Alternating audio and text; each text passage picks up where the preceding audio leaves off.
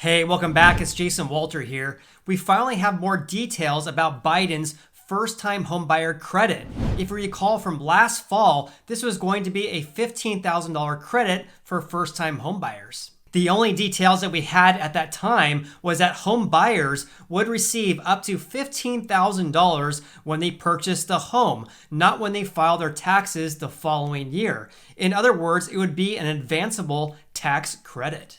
However, a lot has changed since then, so I'm going to be sharing all the details with you in today's video. This was released by the House Financial Services Committee on April 14th, and it's called the Down Payment Toward Equity Act of 2021.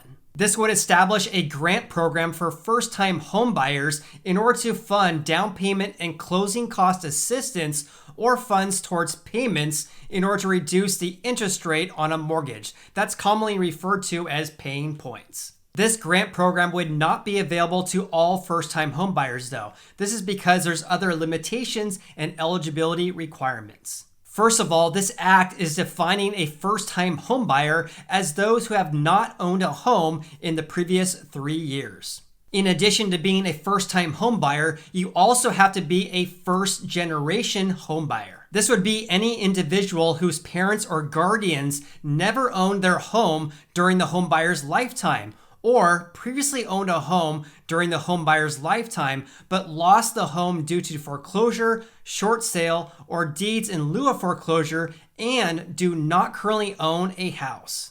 In addition, any individual who lived in foster care also qualifies as a first-generation homebuyer. There are income limitations as well, so let me explain. So homebuyers must have an income at or below 120% of the area median income, or the AMI, for either the area where the home being purchased is located or the area where the homebuyer's place of residence is located. For homebuyers purchasing homes in high-cost areas, the income limit is increased to 180% of AMI for the area in which the home being purchased is located. If you're curious what your AMI is based on the location of where you live or where you want to buy a home, then Fannie Mae has an AMI lookup tool, and I'll leave a link in the description below for that. The other big change is that the credit has increased. So it was $15,000, but it now has increased to $20,000 or up to $25,000 in assistance if the homebuyer qualifies as a socially and economically disadvantaged individual. The act defines socially disadvantaged individuals as those who have been subjected to racial or ethnic prejudice. The act defines an economically disadvantaged individual as one who meets the bill's income requirements. Homeowners also receiving assistance must attend a home purchase counseling program. If you're a home buyer and you actually qualify for this program, then you will not have to pay back these funds as long as you live in the house for at least 5 years. However, if the home buyer moves out of the house they just purchased within 1 year, they will be required to pay back all of the funds.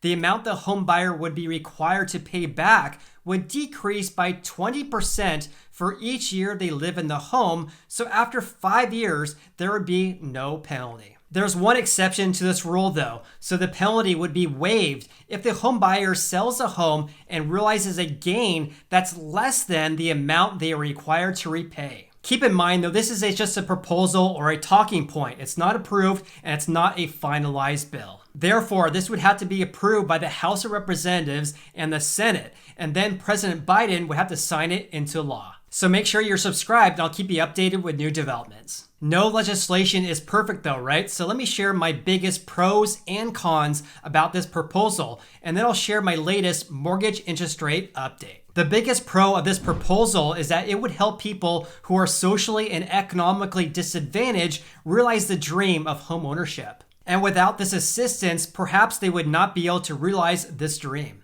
The cons I have for this proposal is twofold. So number one, this credit would only be available to a small amount of homebuyers given the strict eligibility requirements. My second con about this proposal is that offering a credit for a home buyer could increase home buyer demand even more, causing our housing market to become even more competitive than it already is.